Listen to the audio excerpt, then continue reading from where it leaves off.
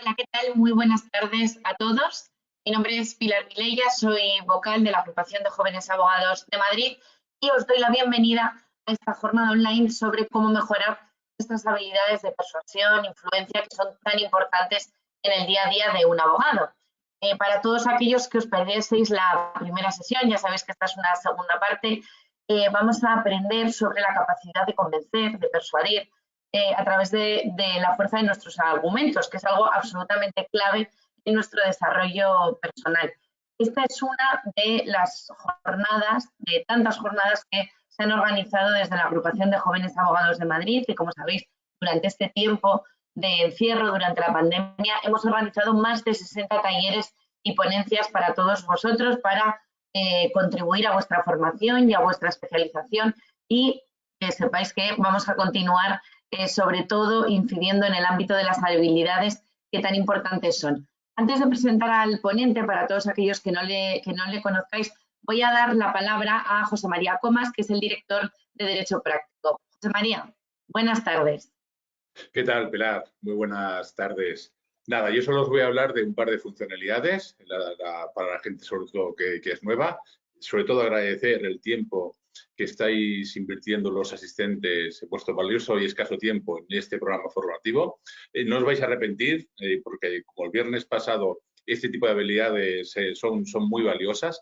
Ya sabéis, podéis hacer preguntas desde ya y luego se las formularemos al ponente.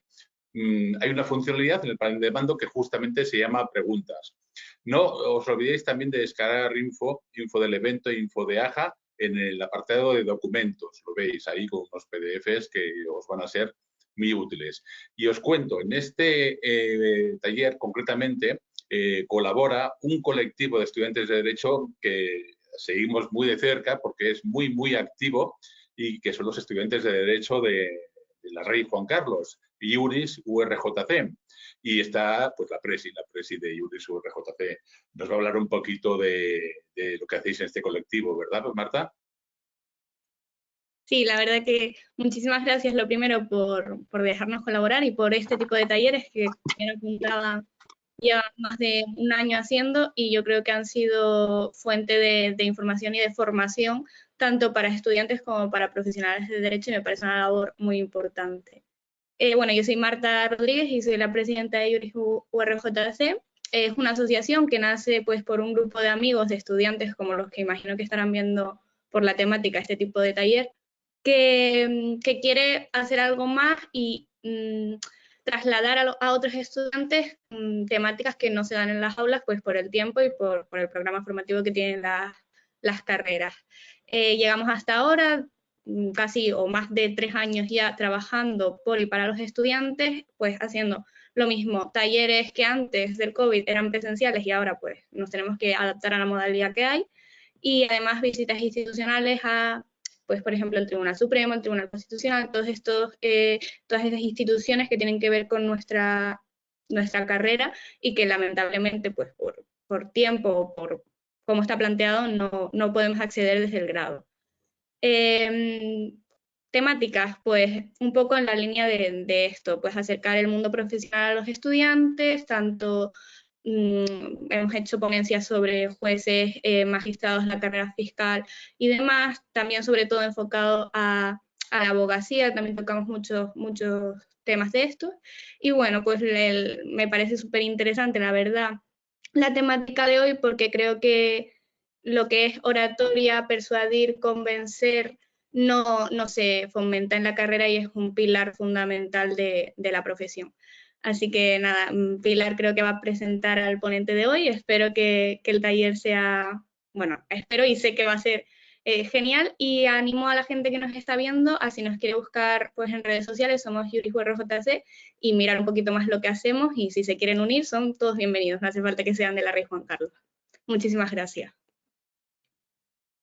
Muchísimas gracias, Marta, por tu intervención.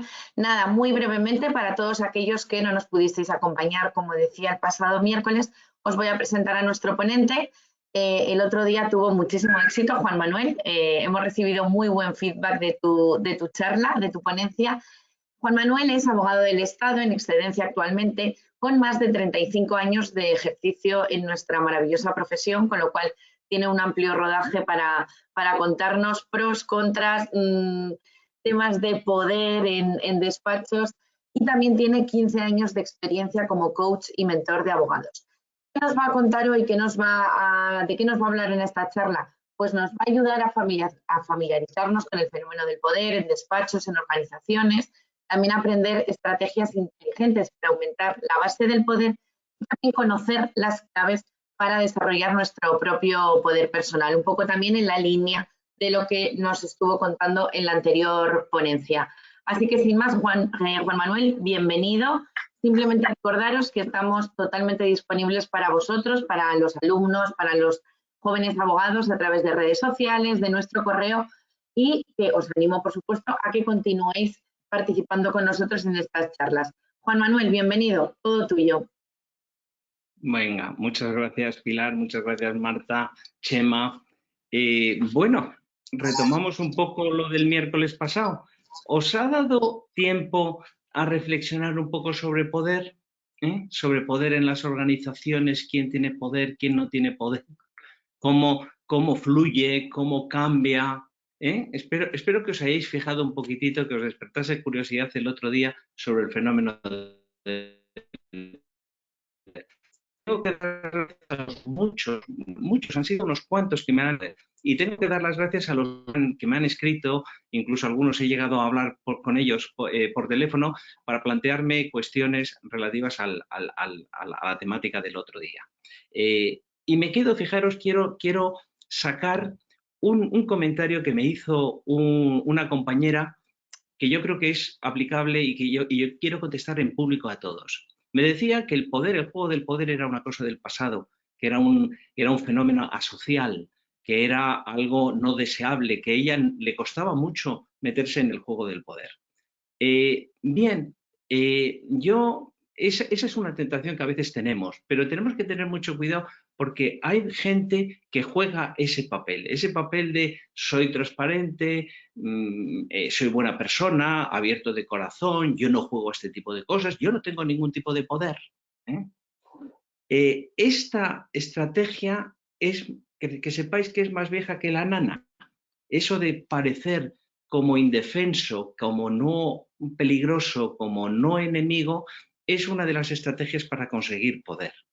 Hoy día en esta sociedad, ya hablamos el otro día, que por un lado es tan civilizada, tan enemiga de la agresividad manifiesta y al mismo tiempo tan competitiva, tan agresiva a un nivel profundo, de verdad que no tiene sentido abstenerse o no jugar el juego del poder. Acordaros que todos necesitamos poder. Poder quiere decir capacidad de influir en nuestro entorno, aunque sea con nuestro hijo o con nuestro junior que está o con el juez. Entonces, ahí, en relación con esto del poder, lo inteligente son dos cosas. Primero, hacerte un experto en cómo funciona el poder, entender cómo fluye. Y el otro día hicimos un pequeño ejercicio, acordaros de la transparencia, que no la quiero poner ahora porque me lío, ¿me entiendes? Donde hablaba de 13 reglas de sentido común para ganar poder. ¿Qué cosas podemos hacer si estamos en un despacho y somos juniors y estamos empezando? ¿Cómo debemos comportarnos para ir ganando esa influencia, esa presencia, digamos, dentro del despacho? Hoy vamos a hablar de otra cosa, y la segunda, en fin, cosa inteligente que debemos hacer con el poder es usarlo bien.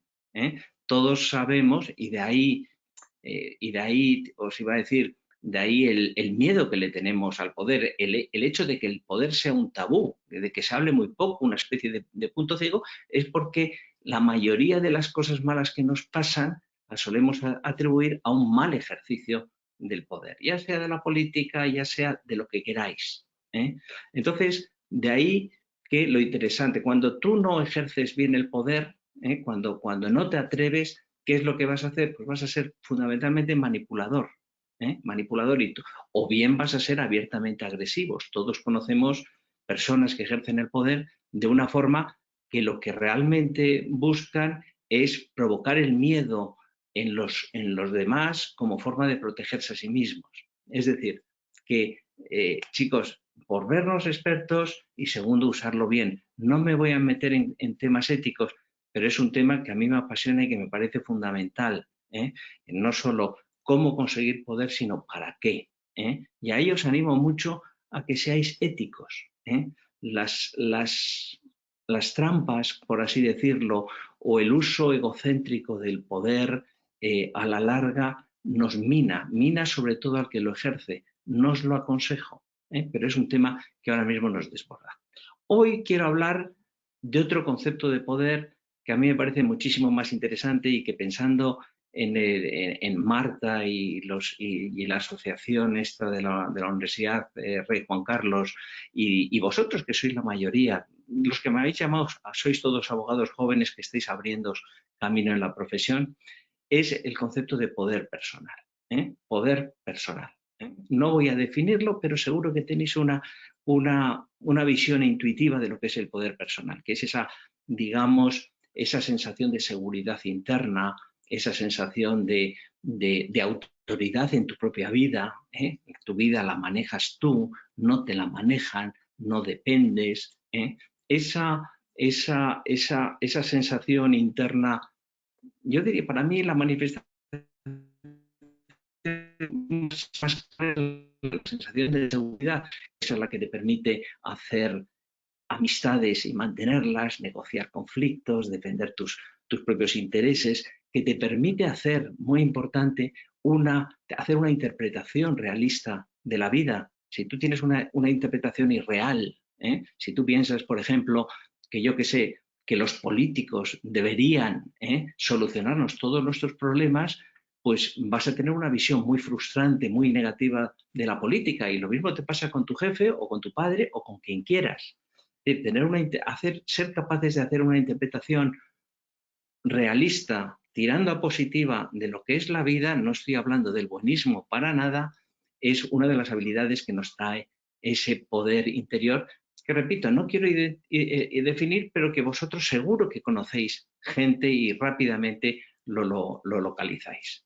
El poder personal depende en parte de ti, es decir, todos nacemos con unas trazas de personalidad a veces bastante definidas, y hay otra parte que aprendemos a lo largo de la vida. Es decir, hay gente que ha trabajado muy duro en la vida y se ha vuelto muy resiliente, otra gente que ha sido, por ejemplo, muy querida, muy amada y que se siente segura afectivamente en el mundo. Otros encuentran su fortaleza interior, su poder personal, lo encuentran, por ejemplo, en la espiritualidad. Cada uno es así. Hay muchísimas opiniones sobre cuál es más importante. Yo me quedo con un estudio que leí hace años de la Universidad de Harvard que decía que el 50% de nuestra seguridad interior viene de nuestros propios genes. Es decir, tenemos ya un código genético donde lo tenemos bastante, lo tenemos, dicen embedded, que lo tenemos interiorizado. El 10% apenas de las cosas que pasan fuera, por ejemplo, tener una buena pareja, tener una buena relación de pareja, sin duda nos hace mejores abogados, clarísimamente.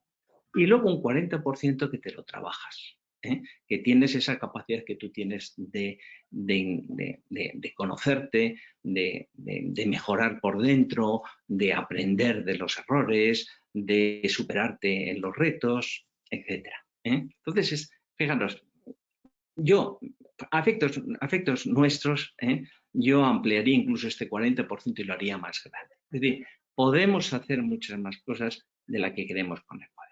Hoy quiero hablaros para ser muy prácticos por la limitación de tiempo, quiero daros una visión un poco estratégica de ese poder personal. ¿Dónde lo pierdo? Que sepáis fácilmente identificar dónde pierdo yo mi poder personal, dónde entro en la inseguridad, en la vulnerabilidad, en la inseguridad, y dónde lo gano. Igual que hicimos el otro día con las 13 reglas de sentido común. Pues bien, vamos a empezar sin más. Sin más. ¿Dónde pierdo yo poder personal? Pues básicamente cuando yo me vuelvo muy dogmático. Cuando yo me vuelvo muy dogmático, que es algo que tiene buena prensa en esta sociedad porque parece que lo tiene las cosas muy claras. Cuando me vuelvo muy dogmático, genero conflicto a mi alrededor.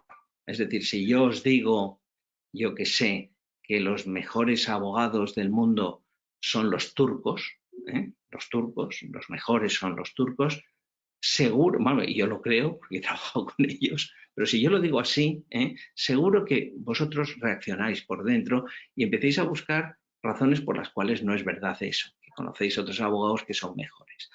La visión dogmática y el comportamiento dogmático nos aleja de los demás y por lo tanto limita nuestra base de poder.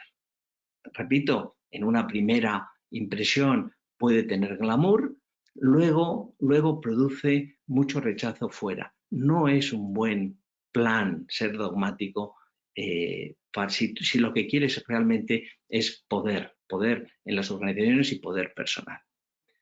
Otra fuente que nos limita mucho nuestra sensación de poder personal interna, nuestra seguridad interior, es lo que hablamos el otro día, entrever que es el miedo al conflicto. El miedo al conflicto que nos hace, bueno, pues a veces algunos el miedo al conflicto les vuelve paranoicos y antes de que me ataquen yo ataco, y eso seguro que conocéis gente con esa tipología, pero que a la mayoría lo que le hace es evitar el conflicto. Y cuando evitas el conflicto, no solo evitas el conflicto, sino que además evitas todo lo que está alrededor del mismo.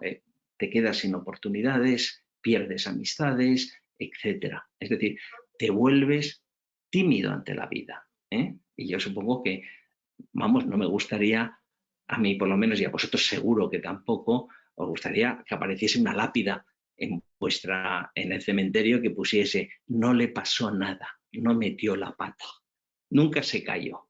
No, yo, vamos, y vosotros seguro que también, no penséis que la vida consista en no meter la pata. El miedo al conflicto tienes que gestionarlo y además nosotros somos médicos sociales, somos como abogados, como profesión, nosotros resolvemos o deberíamos ayudar a resolver los conflictos sociales. Entonces, vivimos en el conflicto igual que el médico vive en la enfermedad. Y todos sabemos que hay abogados a los que el conflicto les hace pequeños, les retrae, se pierden en las mesas de negociación, y hay otros a los que el conflicto les crece. Es decir, hay gente que vive el conflicto como una cuestión de supervivencia, de miedo, de qué me puede pasar, y hay otros que realmente viven el conflicto como son las partidas de cartas, como las partidas de mus. Os digo la partida de mus porque es la imagen que yo utilizo para mí cuando me veo en un conflicto. Yo en una partida de mus probablemente no hay cosa más agresiva que una partida de mus o de póker. Es decir, ahí quieres ganar y no te importa imponerte. Pero lo vives como sin el drama de la vida o muerte o de que es terrible, etc. Este miedo al conflicto que está súper generalizado en nuestra sociedad y que vosotros os identificaréis con él en muchas áreas, en las relaciones afectivas o en las relaciones de amistad o cuando simplemente os sentís rodeados de gente, que os venís abajo, es uno de los temas, es una de las barreras que nos limita mucho, nuestra sensación de seguridad. Entonces, vamos, es uno de los temas primeros que yo trato cuando hago mentorías a los abogados. Salir del miedo al conflicto, atreverte a jugar en los conflictos, igual, repito, que las partidas de cartas o la partida de ping-pong. No tiene más importancia, no te estás jugando la vida.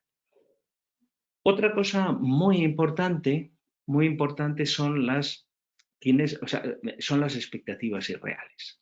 El poder personal disminuye mucho tu sensación de seguridad cuando tienes expectativas irreales. Si tú crees que la vida tiene que ser directa, recta, lineal, pues entonces sin baches pues entonces sin curvas la carretera, entonces vas a llevar una vida frustrada y te va a pasar una cosa que no suelen hablar la gente, pero que a mí me parece capital, y es que de repente empezamos a sentir que la vida nuestra no es correcta, es decir, que no es correcta y que si no es correcta algo nos pasa. Es decir, no estamos haciéndolo bien ni como personas, ni como pareja, ni tampoco como abogados. Es decir, nos volvemos, cuando tenemos expectativas irreales, nos volvemos hipocondríacos, que es una desgracia.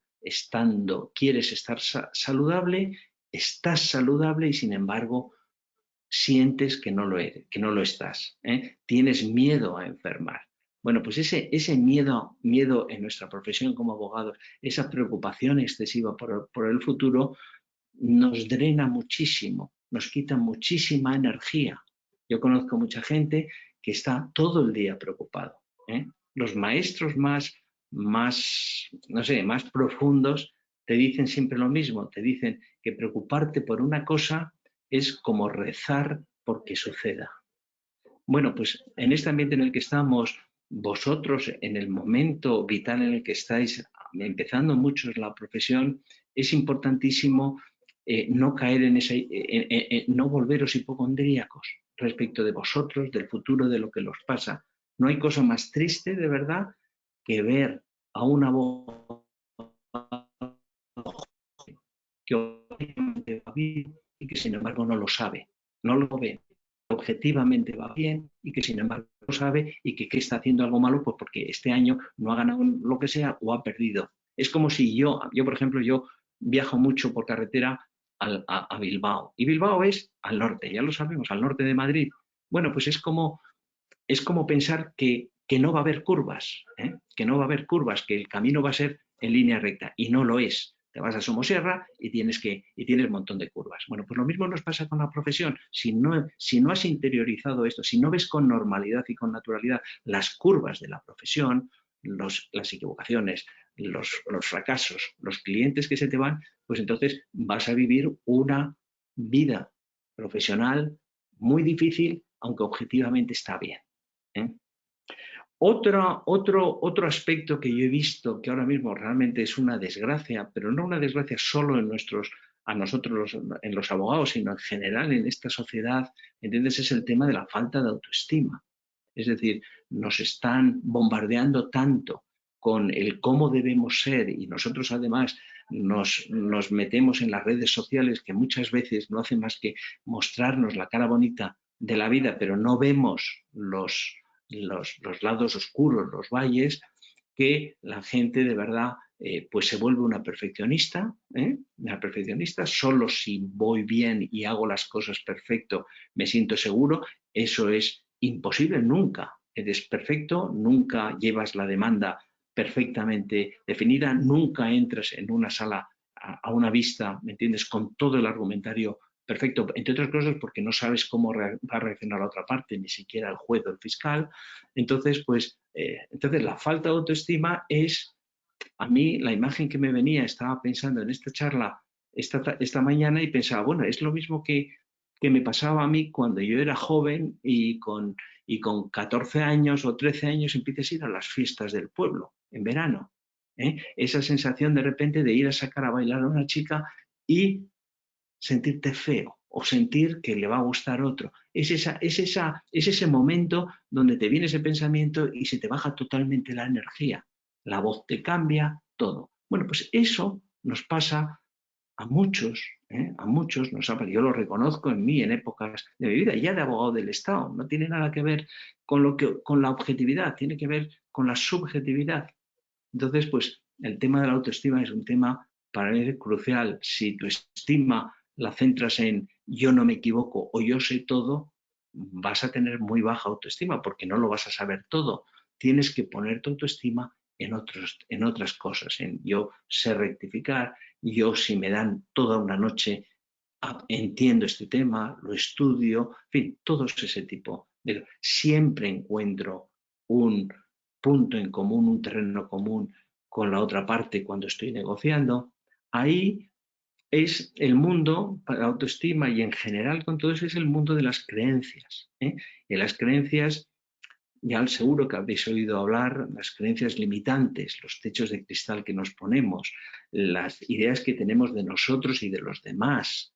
No vas a tener, por ejemplo, una buena vida profesional si tienes un mal concepto de la justicia. ¿No crees que por tener mal concepto de la justicia tú te vuelves un buen abogado? Todo lo contrario, y lo digo pensando en los jóvenes, por favor, que no os contagien el COVID, de acuerdo, pero mucho menos que os contagien ese tipo de creencias que muchas veces oyes en los abogados veteranos y que no os hacen ningún bien. O sea, si vas a trabajar en la justicia, más vale que la mires con buenos ojos, más vale que te mires a ti mismo como profesional, no porque ahora seas estupendo o tengas unos grandísimos clientes, sino porque siempre puedes mejorar. Y la prueba es que estás interesado en temas como los que estamos viendo ahora. Entonces, estas cosas, estoy yendo un poco rápido y os pido disculpas, pero el tema es vastísimo, tampoco lo estoy, quiero que me veáis, vamos, procuro no ser dogmático, no tengo la solución, os estoy diciendo lo que en mi experiencia de los 35 años yo he visto que me ha quitado y me ha dado la seguridad, y eso es lo que comparto con vosotros. Frente a las cosas que nos quitan nuestra sensación de poder interior, de poder personal, de seguridad, están las que les vienen de la moneda. Y ahí yo empezaría a decir, es la otra cara de la moneda. Y ahí ya por una muy básica que no siempre se entiende, que es la confianza en ti mismo. Me diréis, Juan Manuel, ¿qué es eso de la confianza en mí mismo? Porque es una palabra, una expresión muy bonita que hemos oído todos, pero cuando la quieres aterrizar a la vida real, pues la verdad es que no lo sabes. Pues bien, yo no sé lo que es la confianza en mí mismo, yo sé lo que es la confianza en mí mismo, en mi caso. Y para mí, claramente, confiar en mí significa, fijaros, desconfiar del resto del mundo. No significa, escucha, entendedme bien, no estoy animándoos a que seáis desconfiados, ni muchísimo menos. Se vive mucho mejor confiado que desconfiado. Y yo soy una persona confiada. Lo que estoy diciendo es que confío más en mí que en los demás.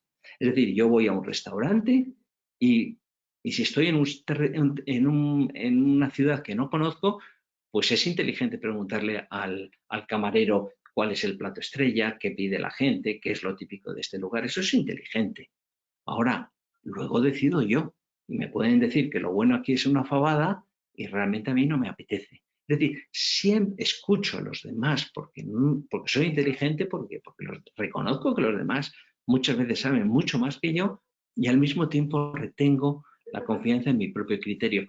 Para confiar en ti, lógicamente, ya os podéis dar cuenta, tenéis que aprender a lidiar con los errores, con las equivocaciones. Si pensáis que es horrible la creencia que tenéis, es horrible equivocarse, pues entonces no vais a dar muchos pasos. Si te da miedo, chicos, si os da miedo tirar los dados, nunca vais a sacar un 6. Entonces, la vida no va de no meter la pata, va, pues no sé, de ir creciendo. Y no me voy a meter en plan, no sé, cursi, sobre que los errores se aprende y todo ese tipo de cosas, sino simplemente que tendremos que vivir con ellos igual que los médicos viven con la enfermedad y con la muerte.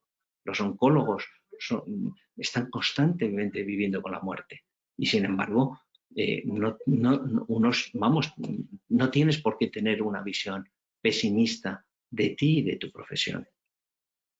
Otra cosa importantísima que tendréis si queréis construir vuestro castillo interior, tendréis que aprender a manejar las emociones. Las emociones son una parte inevitable de la vida. Yo no soy psicólogo, no voy a teorizar sobre emociones, pero sí deciros que las emociones turban la mente, la confunden. Es decir, cuando tú estás enfadado, cuando tienes ira, tú ya sabes que no es el momento de tomar decisiones, que en ese momento puedes romper la cristalería directamente. Que en ese momento, aparte de que pones en guardia a la parte contraria, ahí tu mente está obcecada. Y me da lo mismo que sea la ira, que sea el amor excesivo. Si solo ves la parte, digamos, bonita y no eres capaz de ver los intereses egoístas de la otra parte, te va a ser difícil negociar correctamente los intereses de tu cliente, ¿eh? Y lo mismo te pasa con el miedo. El miedo hace que sobrevalores a la otra parte, que juegues a la defensiva. En fin, las emociones, ¿qué estoy diciendo? Las emociones forman parte de nuestra vida, ¿eh? Es parte de nosotros. No os estoy diciendo que las reprimáis, simplemente os estoy pidiendo que las identifiquéis, que os deis cuenta de dónde estáis y que, a ser posible, no toméis decisiones en esos momentos. Si tú te sientes muy eufórico y te sientes muy amoroso, no es el momento de hacer promesas.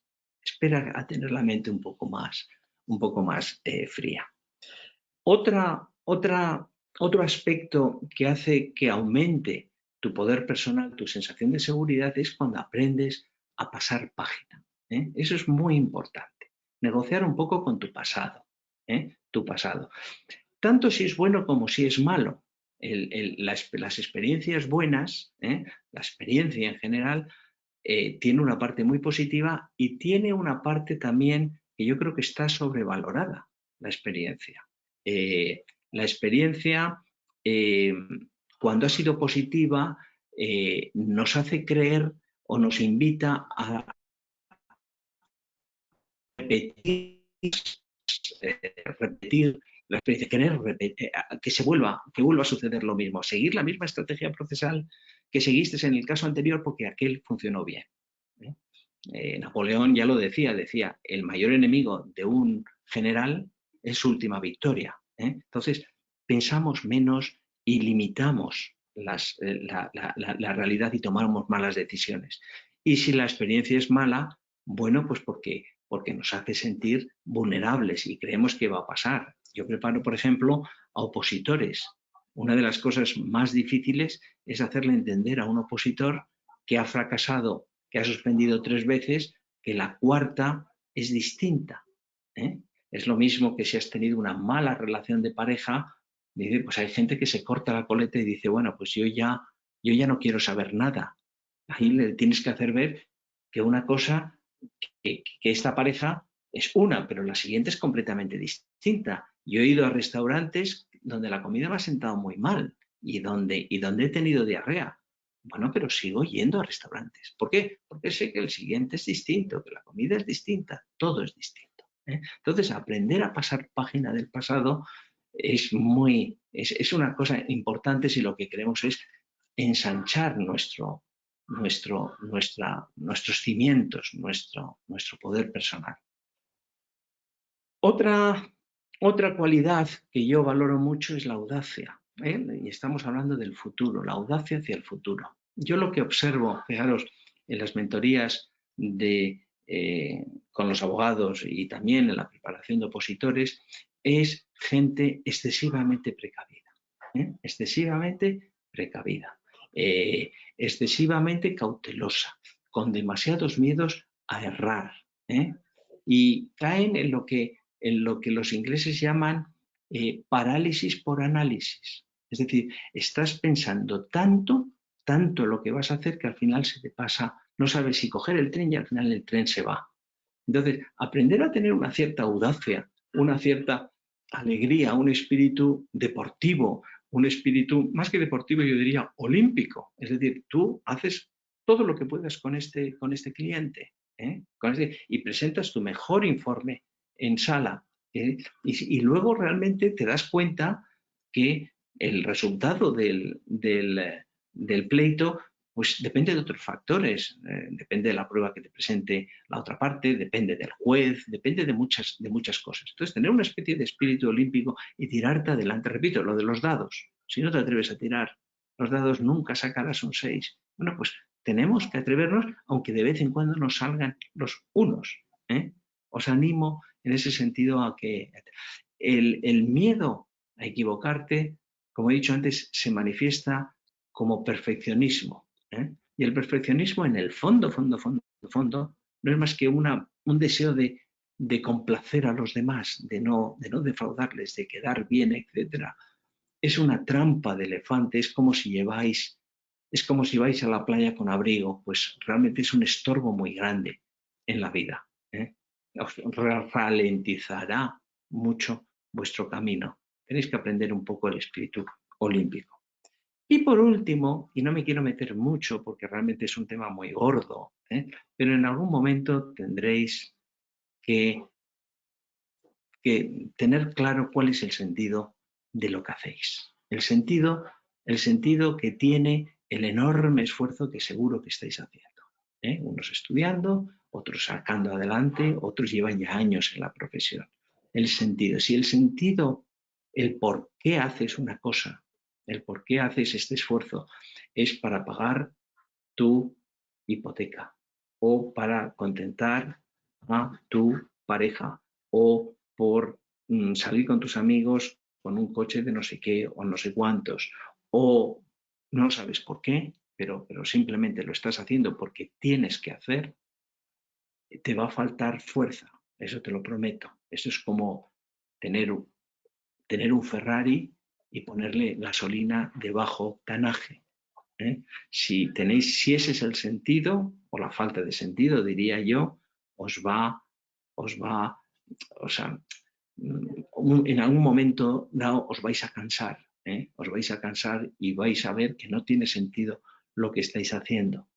Entonces yo os animo que en algún momento de la vida, a lo largo de la vida profesional, yo lo reconozco, no vida, tenemos a lo largo de la vida profesional muchas, pero de vez en cuando tienes ventanas donde la mente está más abierta, tendréis que encontrar un sentido más grande que el vuestro. Es decir, tendréis que conectar no solo de verdad con el amor profundo a vuestros clientes y el deseo de que les vaya bien y todo, sí, sino con cosas más grandes que vosotros. Oye, pues hacer mejor este país. A mí no me parece. Yo, por ejemplo, con los opositores, la ilusión que me mueve todos los días es a que este país tenga mejores jueces, que tenga mejores fiscales, que tenga mejores abogados del Estado, mejores notarios, mejores tax, mejores todo. O sea, ese sentido amplio, más grande que tú, eso es lo que luego te va a tirar de ti. Es como poner una vela más grande en tu barco. Si pones una vela más grande, te prometo que el viento te llevará más lejos. Entonces, a veces no pasa. Y bien, hemos quedado que al final va a haber una serie de preguntas, pero quiero acabar, bueno, quiero pasar sin más a las preguntas y luego haremos un cierre con todos. Como estáis viendo un poco, si hacemos una especie de resumen diciendo qué es lo que está proponiendo Juan Manuel con todo esto, lo que estoy proponiendo es que si queréis cambios fuera, que os vaya mejor la profesión, que os acepten, que os nombren socios, que tengáis más clientes, que los clientes confíen en vosotros, que el juez, que seas creíble ante el juez. Si quieres todo eso, que me parece muy bien, como buen profesional, tendrás que cambiar tu forma de pensar, tendrás que pensar de otra forma y tendrás que sentir de otra forma. Eso, chicos, es una noticia. Es decir, alguno se podrá sentir abrumado. Joder, este señor me está diciendo que tengo que ganar autoestima, que no tengo que ser dogmático, que tengo que dominar mis emociones, etcétera. Dice, y alguno puede que sienta la tentación de tirar la toalla y decir, bueno, esto es demasiado. Si pensáis eso, no me estoy explicando bien. Estoy diciendo exactamente lo contrario.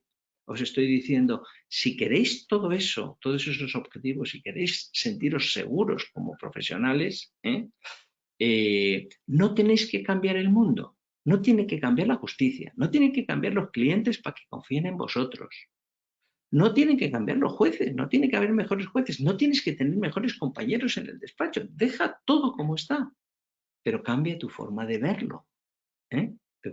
Es decir, puedes, si quieres, enmoquetar el planeta entero, puedes enmoquetar el planeta para andar cómodo, o te puedes poner unas zapatillas es más inteligente ponerte unas zapatillas que moquetar el planeta entero. Pues yo lo que os estoy hablando es de eso. No se trata, repito, de que no haya olas, sino que seáis un barco grande. Así que, bueno, es decir, lo que os estoy diciendo es que lo tenéis mucho más al alcance de lo que creéis, que no hay una meta en ello, pero sí hay un viaje muy bonito, el viaje de toda la vida, cómo sentirme seguro, como persona, como profesional, como compañero, como todo. Ese es un poquitito, creo que son buenas noticias, o por lo menos intento darlas así. Y sin más, como he prometido preguntas y me han hecho preguntas y he dicho que las formulen aquí, vamos sin más a Alberto a ver qué preguntas formula.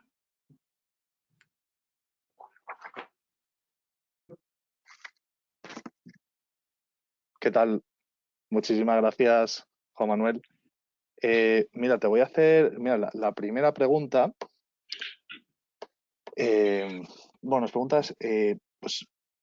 Nos pregunta Berta. Me gustaría saber cómo gestionar la carga de trabajo en el despacho. En concreto, pues cómo gestionar la carga de trabajo sin dejar de tener una actitud proactiva y sin dejar de asumir nuevos temas. ¿Cómo llevar esto de una manera mentalmente sana?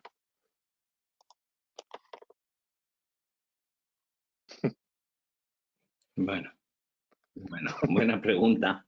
Gracias, Berta.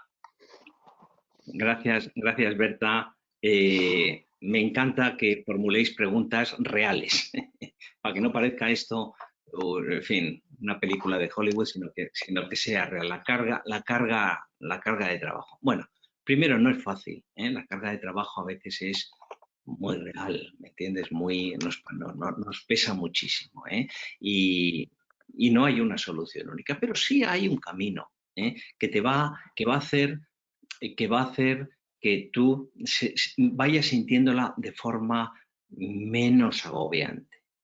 Y como siempre, necesitas usar la inteligencia en este punto. Y tienes que hacer cosas en el exterior y cosas en tu mente. En el exterior, ¿qué es lo que tienes que hacer? Bueno, yo diría que fundamentalmente desarrollar unas cuantas habilidades. Para mí hay una habilidad que yo he admirado siempre mucho, que es la habilidad para decir no sin que la otra persona se sienta rechazado. La capacidad de que no parezca que estás diciendo no y estás poniendo un límite. Si tú a mí me pides dinero y yo te lo doy y me vuelves a pedir dinero y yo te lo doy, el problema no es que me lo pidas, es que yo te lo estoy dando. O sea, la responsabilidad es mía. Aprender a decir no en nuestra profesión es crucial porque nos vienen clientes con unas expectativas totalmente desmedidas. Y si estamos en un despacho grande, si no dices no, te vas a cargar de trabajo y entonces se va a agriar todo tu carácter, te vas a crear físicamente, mentalmente y emocionalmente. La otra habilidad que a mí me parece muy importante es la de saber bajar a tierra al cliente o al socio. Es decir, hacerle ver las cosas desde un punto de vista realista. Y a mí me sirve en eso, fijaros, yo me fijo mucho en los médicos. Tú no puedes ir a un médico y decirle, oiga usted, me he roto la pierna, pero quiero jugar el fin de semana. Vamos, es que no lo duda. Te dice, las piernas son 6 meses y una gripe son 10 días. O sea, diga usted o lo que usted quiera. Entonces, cuando no sabemos bajar al cliente pronto a la tierra, pues nos metemos en unos compromisos, en unas exigencias que realmente nos hunden más adelante. Es decir, por ejemplo, yo tengo un principio, nunca doy mi pronóstico de un caso a un cliente hasta que no he leído la contestación a la demanda.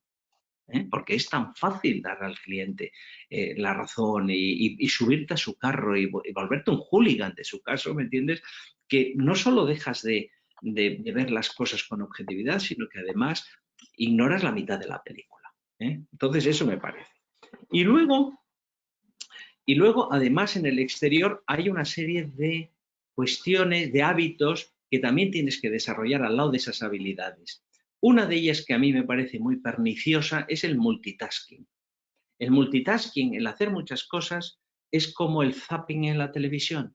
¿Entiendes? Es una cosa que nos roba la atención. Es decir, vamos, yo lo sé porque en este confinamiento, pues bueno, pues a mí me tocaba cocinar en casa con 3 personas, cocinar en casa. He quemado 3 ollas, ¿me entiendes? 3 ollas porque las dejaba en el fuego, se acababa el agua y yo estaba haciendo zoom con no sé qué, no sé cuánto. Pero, claro, me salió todo mal. ¿Me entiendes? El multitasking, las muchas cosas, y además eso ya lo han estudiado los psicólogos, no es una cosa. Y luego, escucha, sin perjuicio de estas cosas externas de habilidades, decir no, bajar a tierra y todo eso, ahí tienes que hacer un examen de reflexión interior y darte cuenta que la carga de la prueba no es más que un estado mental. Es una cosa que en un momento lo sientes y te pesas, es decir, es el domingo. Cuando piensas lo que te viene en la semana, te empiezas a cansarte el domingo, cuando estás tumbado en el sofá. Es decir, es un estado mental que tienes que examinar, y tienes que examinar sobre todo cuáles son los pensamientos que a ti te provocan esa sensación de agobio, de ansiedad, de carga. ¿Qué estoy pensando? Bueno, que es terrible que se enfade el cliente, que no sé, que sobre todo son pensamientos muy dramáticos. Si no cumplo los objetivos, no sé qué, si viene el otro y no tengo preparado el dictamen a tiempo, pues si lo doy a leer a mi socio es horrible que no le guste, ¿me entiendes? Tendrás que cuestionar esos pensamientos. Los pensamientos se cuestionan como cualquier otra cosa. Es decir, dices tú, ¿es horrible realmente que el cliente se enfade? Pues si lo analizas te darás cuenta que no. Y cuando no sepas cómo hacerlo y no hayas visto modelos de gente que lo haga bien, porque te anima a que busques modelos de gente que sí lo hace bien, a compañeros, piensa en los médicos. Piensa en los médicos si tú a ti se te ocurriría ir a su consulta enfadadísimo porque no te ha bajado la fiebre, o enfadadísimo por, yo qué sé, porque los triglicéridos no han bajado pese a que te dio no sé qué medicina. No se te ocurre, ¿verdad? Bueno, pues eso. Es decir, es una combinación de hacer cosas fuera, de habilidades y al mismo tiempo de una reflexión interna. Pero acuérdate, en el fondo, la carga de la prueba, el sentirse apesadumbrado, es un estado de la mente, nada más. Gracias a Dios, gracias a Dios, no es una cosa real, pero tienes que saber las teclas que te lo provocan. Juan Manuel, en relación, a la hora de relacionarnos, sobre todo con el juez y con el fiscal, ¿qué recomendaciones nos puedes hacer para no ganar tanto poder, más que ganar poder, mantener una posición, mantenernos firmes frente, digamos, a un trato, vamos a decir que a veces nos sintamos un poco minusvalorados o incluso subordinados? Cuando lo típico frente a determinados tratamientos del día a día del juez, oiga, conclusiones, tiene 5 minutos, vaya terminando, letrado. Claro, ese tipo de acciones que un buen abogado, pues oye, se ha estado preparando minuciosamente, a lo mejor sí se ha preparado pues para poder estar 10, 15 minutos hablando, pero de repente le interrumpen. Ese tipo de cosas que, oiga, pues te impactan un poco y bueno, Sí, pues sí. ¿qué nos puedes recomendar en este tipo de situaciones? Todos hemos vivido esa experiencia y no es agradable. Bueno, yo primero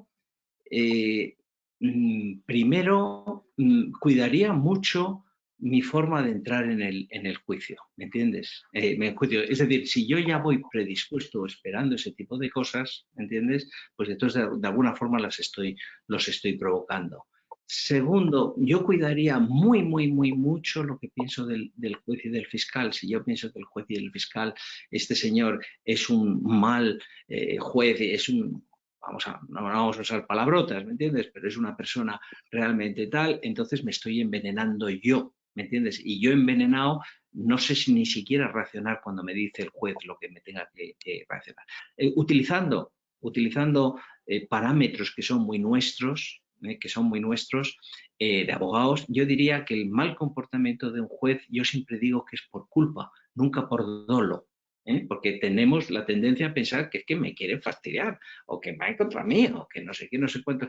Yo digo, yo tengo muy buena impresión sobre los jueces y al mismo tiempo reconozco que hay muchos muy torpes en sus sentencias, muy torpes en el trato a la gente, muy torpes. Y cuando yo veo que estoy ante un abogado, ante un juez torpe, pues, bueno, pues lo llevo mejor. Y luego también pienso, vamos, o sea, tiendo a pensar en la dificultad de su trabajo, ¿entiendes? En su trabajo, es decir, cuando una persona, yo sé cuando estoy a tope y trato mal a la gente, es que me siento fatal por dentro. O sea, hay algo que me está pasando, o no he dormido, o lo que sea. Entonces, eso me hace ser un poquitito más comprensivo, pero sobre todo procuro no envenenarme yo, porque entonces, y con una sonrisa sí le puedes decir al juez, permítame 5 minutos más, enseguida termino. Entonces, permito, lo que voy a decir es fundamental. Es decir, a veces los jueces necesitan también que se les trate bien, se les trata muy mal y ellos lo devuelven. Pero sobre todo, cualquier persona que te haga daño, dite a ti mismo que es por culpa, por negligencia, no por dolo. No hay malicia. Lo que nos envenena en las relaciones con los demás, y me da lo mismo con un socio dentro del despacho, es esa imaginación de que hay malicia de por medio. Me cuidaría muy mucho. Al juez no le voy a cambiar, ¿me entiendes? Lo que quiero es no perder facultades en ese momento del juicio. Juan Manuel, te iba a hacer una pregunta en relación a cómo nos relacionamos con otros operadores jurídicos. Pensemos, por ejemplo, pues en cómo nos podemos relacionar con un procurador, con un forense, con un perito. Pues concretamente, oye, pues todos estamos, por ejemplo, yendo día a día y, oye, pues estamos siempre los abogados preocupados. Hemos hecho un escrito y estamos esperando la notificación del procurador de, oye, lo has entregado, lo has presentado y hasta que no nos lo mandan no descansamos, no estamos, no estamos tranquilos. Bueno, relaciones en ese sentido, por tu experiencia, ¿qué recomendaciones le harías sobre todo a un abogado que está empezando que bueno, pues le pueda ayudar, le pueda pues sobre todo saber o darle o avisarle o para que tenga algunas herramientas para enfrentar determinado tipo de situaciones?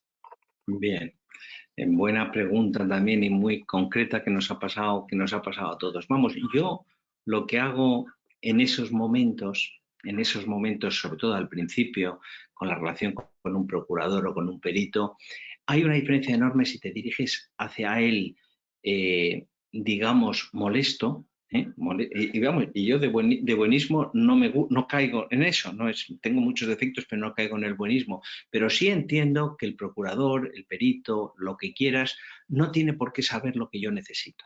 Entonces, yo procuro muy claro, sobre todo al principio, fíjate, y estoy pensando, fijaros, en yo como jefe de la asesoría jurídica de una multinacional contratando abogados, ¿me entiendes? ¿Qué hago yo con un abogado para sacarle provecho? Bueno, pues sacarle provecho a un perito o a lo que quieras.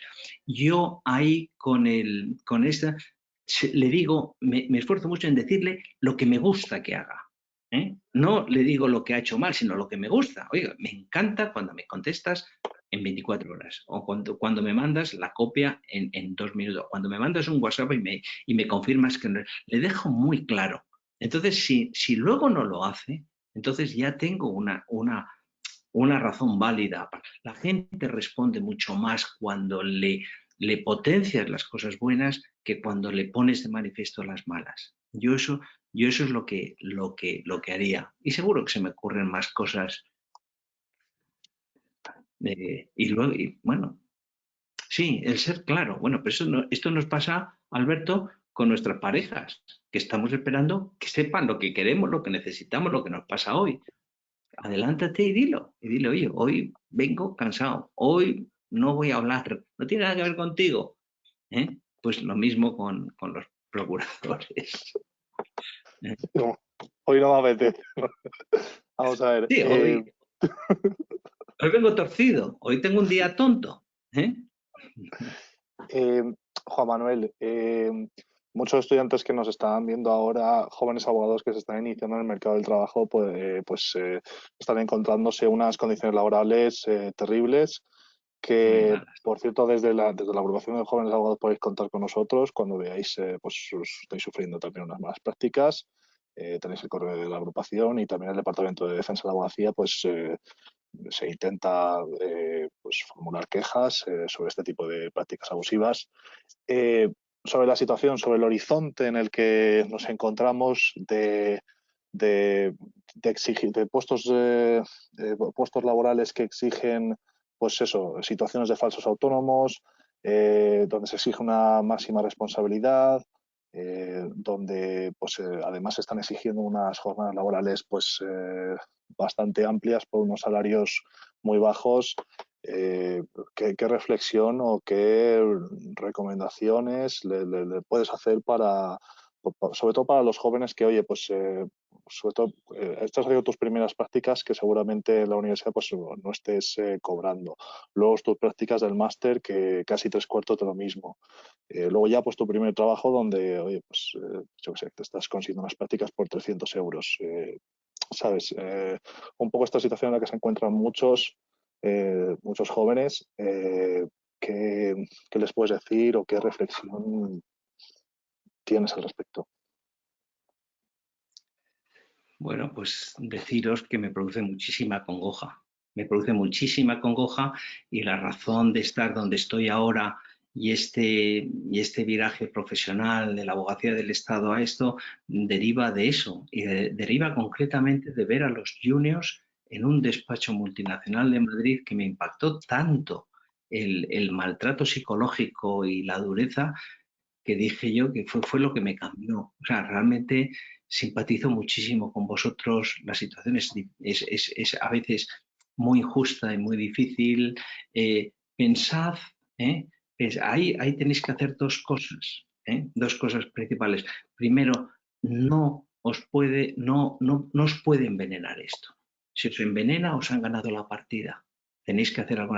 Segundo, envenenar, ¿cómo te envenenas? Cayendo en el victimismo. El victimismo es una declaración tajante de inferioridad y de impotencia. Tenéis que evitar completamente. Y en segundo lugar, bueno, pues esta gente os está enseñando, ¿me entiendes? Primero, a ganar resiliencia.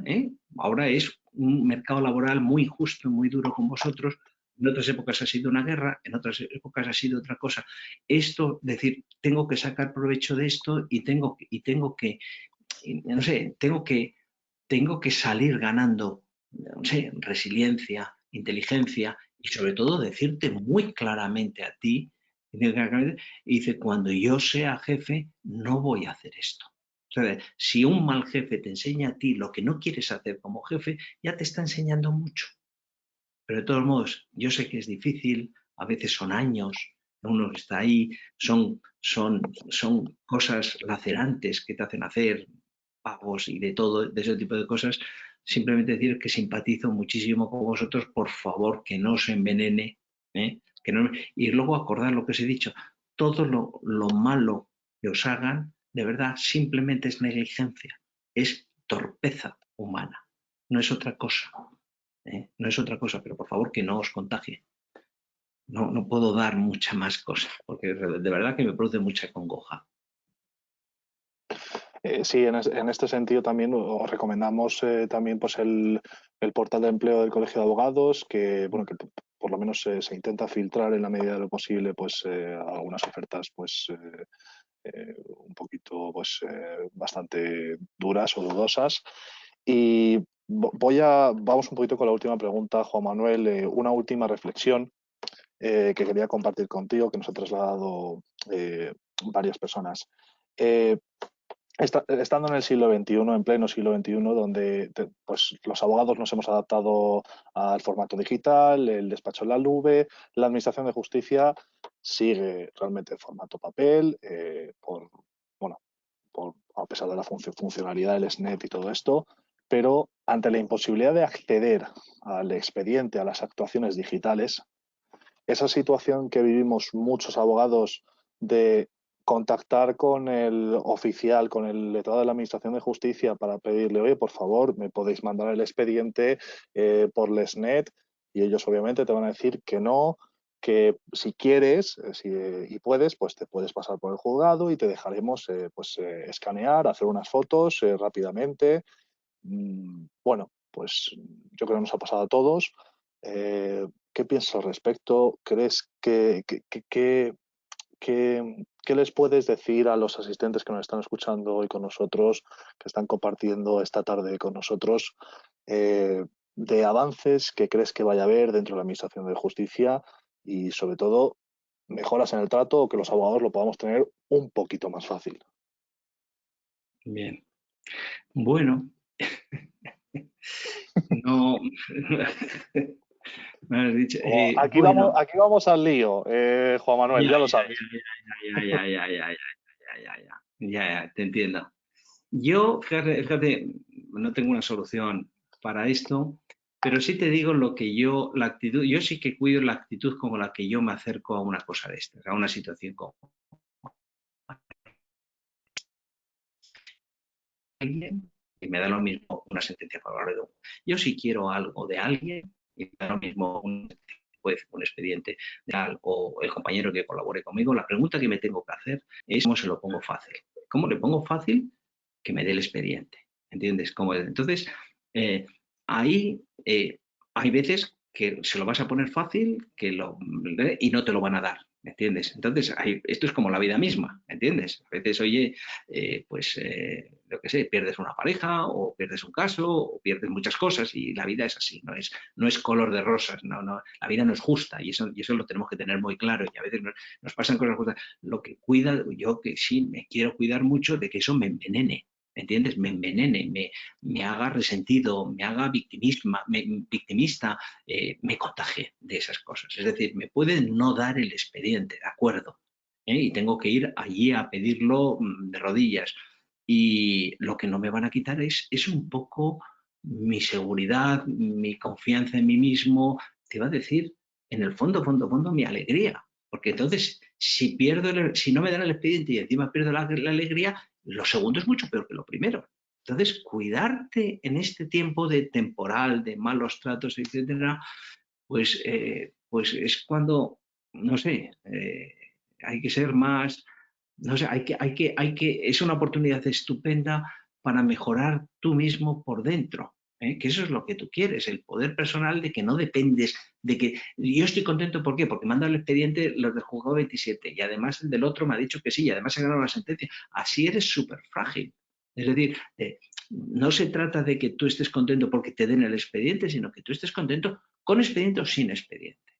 Y entonces ahí yo te animo mucho os animo a todos, ¿me entiendes? A que hagáis ese esfuerzo de sacar provecho, aunque sea de la basura y que hagáis compost, ¿me entiendes? En vez que no os dejéis arrastrar por eso, porque entonces sí que se ha metido. O sea, ganáis las cosas y los pleitos y os perdéis a vosotros.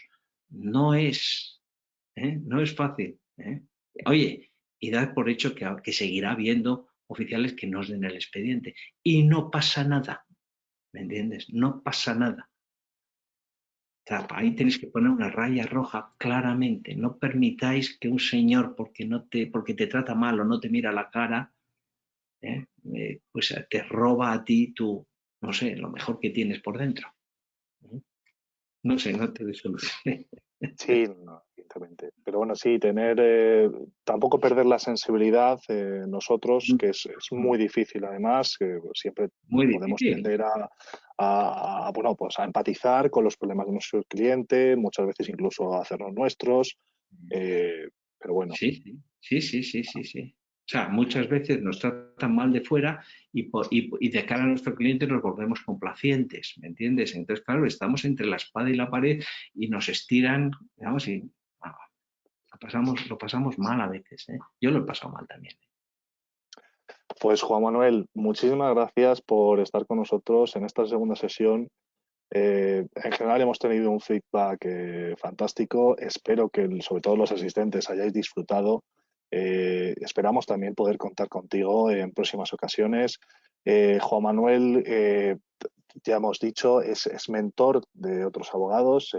Tenéis a vuestra disposición su contacto personal, también su página web. Y cualquier información, no dudéis en escribirle. También podéis contar con la agrupación para lo que necesitéis. Concretamente esta semana, tenéis en el apartado de documentos un ciclo formativo que estamos continuando sobre Derecho de la Unión Europea, bastante interesante. Y por mi parte, darte las gracias a ti, a Juan Manuel, a todos los asistentes. Esperamos poder contar contigo en próximas ocasiones. Y te cedo la última palabra para que despidas esta sesión. Muchas gracias, Alberto. Simplemente deciros que además os puede servir los episodios del Juego Interno del Abogado, del podcast. Ahí podéis encontrar inspiración en muchas de estas cosas que han salido hoy. Bueno, estoy encantado de estar con vosotros, me tenéis a vuestra disposición, eso es lo que por eso estoy aquí, y simplemente deciros que he querido daros un mensaje positivo. No un mensaje negativo de que la vida es difícil, sino todo lo contrario. Acordaros de las zapatillas. Comprar las zapatillas que moquetar el mundo.